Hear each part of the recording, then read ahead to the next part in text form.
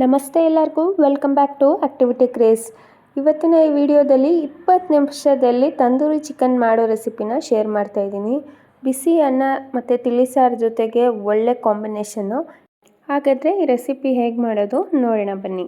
ಮೊದಲಿಗೆ ಒಂದು ಬೌಲಲ್ಲಿ 2 ಟೇಬಲ್ ಸ್ಪೂನ್ ಮೊಸರು ಹಾಕ್ಕೊತಾ ಇದ್ದೀವಿ. ಅದಕ್ಕೆ ನಾವು ಜಜ್ಜಿಟ್ಟಿರೋ ಶುಂಠಿ, ಬೆಳ್ಳುಳ್ಳಿ ಹಾಗೂ 1 ಹಸಿಮೆಣಸಿನ್ಕಾಯಿ ಪೇಸ್ಟ್ ಹಾಕ್ತಾಯಿದ್ದೀನಿ. 1 ಟೇಬಲ್ ಸ್ಪೂನ್ ಅಷ್ಟು. ಒಂದು ಸ್ವಲ್ಪ ಅರಿಶಿನ ಪುಡಿ.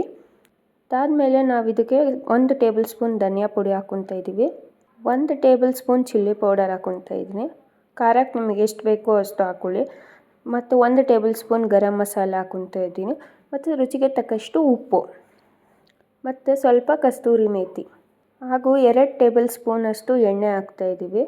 ಈಗ ಇದನ್ನೆಲ್ಲ ಚೆನ್ನಾಗಿ ಮಿಕ್ಸ್ ಮಾಡ್ಕೊಳ್ಬೇಕು.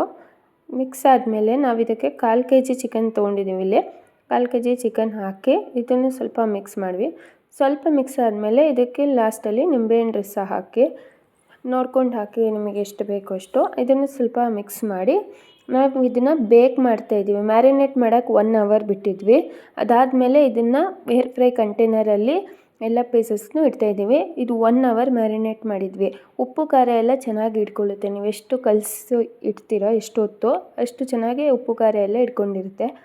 ಈಗ ಇದನ್ನು ಏರ್ ಫ್ರೈ ಕಂಟೈನರ್ಗೆ ಹಾಕಿ 20 ನಿಮಿಷ ನಾವು ಇದನ್ನು ಬೇಯಿಸ್ಕೊಳ್ಬೇಕಾಗುತ್ತೆ. ನೋಡಿ, ಇವಾಗ ಟೈಮ್ ಸೆಟ್ ಮಾಡ್ತಾಯಿದ್ದೀವಿ.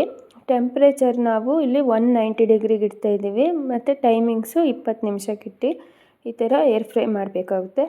ಈಗ 10 ನಿಮಿಷಕ್ಕೆ ಒಂದ್ಸಲ ಇದನ್ನು ತೆಗ್ದು ನೋಡಬೇಕು. ನಾವು ಯೂಶ್ವಲಿ ಫ್ರೈ ಮಾಡುವಾಗ ತೆಗ್ದು ನೋಡ್ತೀವಲ್ಲ, 10 ನಿಮಿಷಕ್ಕೆ ಒಂದ್ಸಲ ಸೌಟಲ್ಲಿ ಮಿಕ್ಸ್ ಮಾಡ್ತೀವಲ್ಲ, ಅದೇ ಥರನೇ 10 ನಿಮಿಷ ಆದಮೇಲೆ ತೆಗ್ದು ಪೀಸಸ್ನೆಲ್ಲ ಉಲ್ಟಾ ಮಾಡೇ ಹಾಕ್ತಿದ್ದೀವಿ. ನೋಡಿ, ಚಿಕನಲ್ಲಿ ಆಯಿಲ್ ಮತ್ತು ನೀರೆಲ್ಲ ಬಿಟ್ಕೊಂಡಿದೆ. ಆಲ್ಮೋಸ್ಟ್ ಅರ್ಧ ಬೆಂದಿದೆ. ಈ ಥರ ಇದನ್ನು ಚಿಕನ್ನ ತಿರುಗಿಸ್ಬಿಟ್ಟು ಮತ್ತೆ ಇನ್ನೂ 10 ನಿಮಿಷ ನಾವು ಇಡಬೇಕಾಗುತ್ತೆ. ಇಡ್ತಾಯಿದ್ದೀವಿ. ಟೈಮ್ ಆಟೋಮ್ಯಾಟಿಕ್ಕಾಗಿ ನಾವು 20 ನಿಮಿಷ ಸೆಟ್ ಮಾಡಿದ್ವಿ. ನಾವು ಈ ಥರ ಇಟ್ಟಿದ ತಕ್ಷಣ ಮತ್ತೆ ಅದೇ 10 ನಿಮಿಷಕ್ಕೆ ತಗೊಳ್ಳುತ್ತೆ. ನೋಡ್ತಾ ಇದ್ದೀರಾ? ಈಗ ಇನ್ನು 10 ನಿಮಿಷ ಆಗೋವರೆಗೂ ಬಿಟ್ಟು ನೋಡಿ, ಇನ್ನೂ 1 ನಿಮಿಷ ಇದೆ. ಅದಾದಮೇಲೆ 10 ನಿಮಿಷ ಆದರೆ ಆಟೋಮೆಟಿಕ್ ಆಫ್ ಅಂತ ತೋರಿಸುತ್ತೆ. ಆಫ್ ಆಗಿತ್ತು. ಇವಾಗ ನಾವು ತೆಗಿತಾ ಇದ್ದೀವಿ. ನೋಡಿ ಎಷ್ಟು ಚೆನ್ನಾಗಿ ಗೋಲ್ಡನ್ ಬ್ರೌನ್ ಕಲರ್ ಆಗಿದೆ ಚಿಕನ್ನು. ನೀವು ಬೇಕಾದ್ರೆ ನೋಡ್ಬೋದು ಸ್ಪೂನಲ್ಲಿ ಚುಚ್ಚಿ ಅದು ಬೆಂದಿದೆಯಾ ಇಲ್ವಾ ಅಂತ. ನಾವು ಚೆಕ್ ಮಾಡಿದ್ವಿ, ಇದು ಬೆಂದಿತ್ತು. ಈಗ ಇದನ್ನೆಲ್ಲ ಒಂದು ಬೌಲಿಗೆ ಹಾಕ್ಕೊತಾ ಇದ್ದೀವಿ. ನೀವು ಇದನ್ನು ಓಪನ್ ಪಾತ್ರೆಯಲ್ಲಿ ಕೂಡ ಮಾಡ್ಕೊಬೋದು. ಸೇಮ್ ಚಿಕನ್ ಡ್ರೈ ಮಾಡ್ತೀರಲ್ಲ ಅದೇ ಥರನೇ. ಒಂದು ಸ್ವಲ್ಪ ಎಣ್ಣೆ ಹಾಕಿ, ಜಾಸ್ತಿ ಎಣ್ಣೆ ಹಾಕಿದ್ರೆ ಡ್ರೈಯಲ್ಲಿ ಎಣ್ಣೆ ಜಾಸ್ತಿ ಬಿಟ್ಕೊಂಡು ಬಿಡುತ್ತೆ.